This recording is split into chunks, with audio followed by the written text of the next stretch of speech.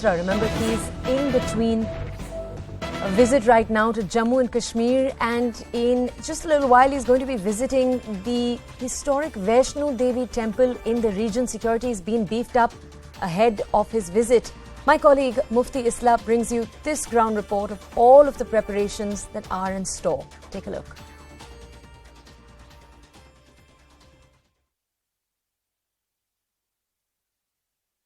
Of the valley, including Baramulla, where Home Minister Amit Shah is going to address large gathering. For the first time, Mr. Shah is going to announce scheduled tribe status to the Pahari community, which is not in fact liked by the Gujar tribe, because Gujars feel that Paharis are already privileged and the scheduled tribe status should have remained confined with the Gujar community, who are essentially sheep herders and nomadic people who grow from one place to another. But that said, on the security front, you will see enhanced security on almost every road, be it the Srinagar-Baramulla road, which Amit Shah is really going to take, or he flies on a chopper.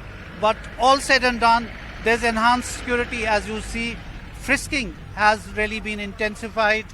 There is technological use of drones, which are really monitoring. All right, on your screens right now, you have the Home Minister Amit Shah. Remember, Amit Shah is on his visit as we speak to Jammu and Kashmir, and we'll bring you more details about it because my colleague Tejinder is with us right now. Tejinder, before we go ahead, point out to us who is Amit Shah accompanied by, because I think that's of note too. Jammu and Kashmir Lieutenant Governor Manoj Sinha, the Minister of State in the PMO, Dr. Jitendra Singh, beside other officials of the Maa Vaishno Devi Shrine Board, including Anshul Garg, the CEO of the Shrine Board. These are some of the people who are accompanying the Union Home Minister Amit Shah, who has just now reached the Holy Cave Shrine. Now he's taking the battery-operated car, and now he will be heading towards the Holy Cave Shrine. He just landed at the Sanji Chhat, which is the helipad situated on the Triputa Hills of Maa Vaishno Devi.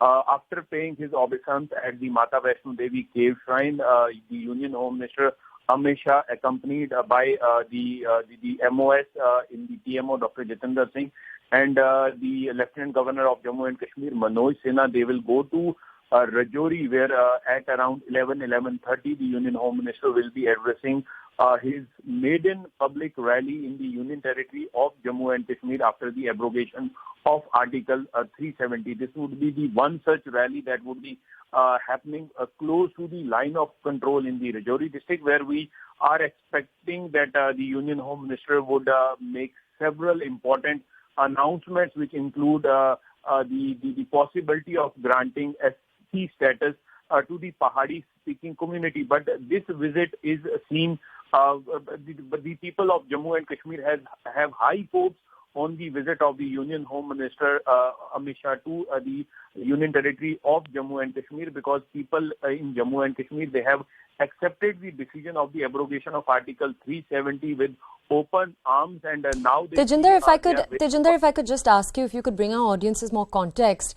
A number of experts have looked at this visit and said that it's very possible right now that the BJP, and in particular Amit Shah, will sound the poll bugle during this visit. What are your thoughts on that thought process? What we have been told by the officials and those who are privy to the developments, the BJP has already been asked by their the top leadership of the party to make all the preparations for holding of assembly elections in Jammu and Kashmir. Just last month, we witnessed around 15,000 VV-PAT machines. They arrived from various parts of the country to the Union Territory of Jammu and Kashmir. So preparations are already underway. But now the Union Home Minister Amit Shah's visit to Jammu and Kashmir is seen that whether the Union Home Minister would ask the people in Jammu and Kashmir to remain on standby for the assembly elections. But it would rather be a win-win situation for the BJP in Jammu and Kashmir, because Union Home Minister's visit to the region of Jammu and Kashmir is also seen as a major push for the BJP here, because BJP is expecting that Union Home Minister would make several announcements which would help the party candidates in whenever the assembly elections are announced, though the decision to hold the assembly elections would be taken by the Election Commission of India. But yes, the visit of Union Home Minister and holding of two rallies, one in Rajouri and the other one in Baramulla, would be a major boost for the BJP. Though we are expecting that Union Home Minister Amit Shah would not make any announcement as far as the holding of assembly elections are concerned, because that remains the domain of the Election Commission of India. But definitely it is a big boost for for BJP in Jammu and Kashmir, because BJP is hopeful that they would perform better this time.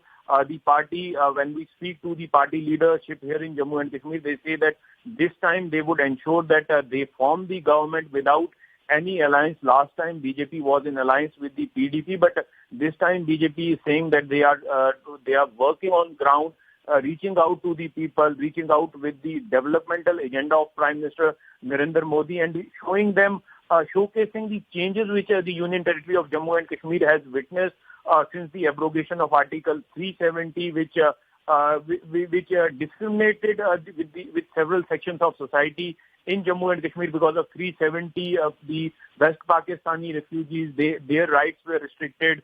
The POK refugees, their rights were restricted. Even the people who have been living in Jammu and Kashmir for the past 70 years, their rights were restricted. But with the abrogation of Article 370, all those communities that were marginalized, that were deprived of their rightful rights, they have got their due share. So BJP is already elated with the fact that after the abrogation of Article 370, and if you remember that recently the Jammu and Kashmir administration announced that there would be a holiday on the birth anniversary of Maharaja Hari Singh, which is on 23rd of September. So it is also a big boost for BJP, because some of the BJP leaders were also at the forefront for this demand. So clearly, whatever the announcement the Union Home Minister is going to make during his rallies in Rajouri and in Baramulla, it is going to help BJP whenever there are the elections are announced for the Union Territory of Jammu and Kashmir. But right now, the visuals which we are seeing, that the Union Home Minister is heading towards the holy cave shrine of Maa Vaishno Devi in Katra, wherein he will bow his head towards the in front of the three pindis of Mata Vaishno at the cave shrine, and after that, along with other dignitaries, he would fly back to Jammu, from where he will be heading towards Rajouri to address that mega rally, which is seen as a huge rally, because large number of people from various communities, various parts of Jammu region, they have gathered here. Yesterday we saw that... Tejinder, I just want to ask you, one of the things we've been telling our audiences since the morning about the rally that you just talked about in Rajouri is that it's there that it's expected that the Home Minister will make the announcement that the Pahari community is going to be given ST status. Now, I want to understand from you, because since the morning we've been telling our audiences some of the history behind why they're going to finally be given that status, and also some of the history behind why there are still protests taking place led by other communities like the Gujjar community in the region. Now, if you could just explain to our audiences, some have said that this is a move being done for the possible elections to curry favor in the Pahari community. What's the context there? See, if we call it a favor for a particular community, then there are several other communities which would want this favor for them, because if you see the Gujjar community, they were a deprived lot in Jammu and Kashmir, but after the abrogation of Article 370, we saw the upliftment of the community. Several central-sponsored schemes were also extended to the Gujjar community. Just last week, we saw that one of the members from the Gujjar community was nominated for the Rajya Sabha.